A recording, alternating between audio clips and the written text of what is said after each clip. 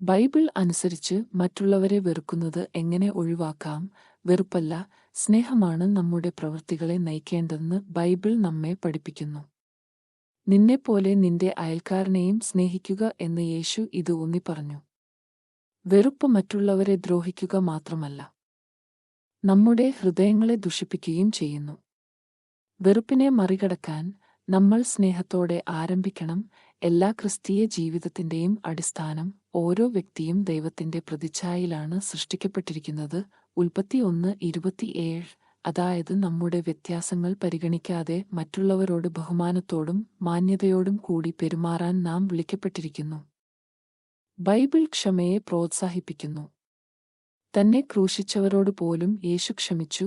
പിതാവേ, അവർ എന്താണ് ചെയ്യുന്നതെന്ന് അവർ അറിയുന്നില്ലല്ലോ, അവരോട് ക്ഷമിക്കണമേ എന്ന് പ്രാർത്ഥിച്ചു. അവന്റെ മാതൃക പിന്തുടരുക എന്നതിനർത്ഥം വിദ്വേഷം ഉപേക്ഷിക്കുകയും നീരസത്തിന് പകരം കരുണ തിരഞ്ഞെടുക്കുകയും ചെയ്യുക എന്നാണ്. കോപം നിയന്ത്രിക്കപ്പെട്ടില്ലെങ്കിൽ അത് വിദ്വേഷത്തിലേക്ക് നയിച്ചേക്കാം. യേശു മുന്നറിയിപ്പ് നൽകി, ഒരു സഹോദരനോടോ സഹോദരിയോടോ കോപിക്കുന്ന ഏതൊരാളും ന്യായവിധിക്ക് വിധേയനാകും. അതുകൊണ്ടാണ് സംഘർഷങ്ങൾ വേഗത്തിലും സമാധാനപരമായും പരിഹരിക്കേണ്ടത് അത്യന്താപേക്ഷിതമായത്. തിന്മയോട് നന്മകൊണ്ട് പ്രതികരിക്കാനും നാം വിളിക്കപ്പെട്ടിരിക്കുന്നു.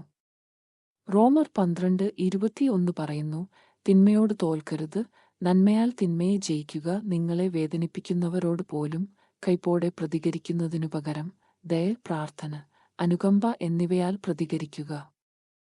അവസാനമായി, പരിശുദ്ധാത്മാവിനോടൊപ്പം നടക്കുകയും നമ്മുടെ സ്വഭാവം രൂപപ്പെടുത്താൻ ദൈവത്തെ അനുവദിക്കുകയും ചെയ്യുന്നതിലൂടെ സ്നേഹം, ക്ഷമ, ദയ എന്നിവയുടെ ഫലം നാം പുറപ്പെടുവിക്കുന്നു. അത് സ്വാഭാവികമായും നമ്മുടെ ഹൃദയങ്ങളിൽ നിന്ന് വിദ്വേഷം നീക്കം ചെയ്യുന്നു.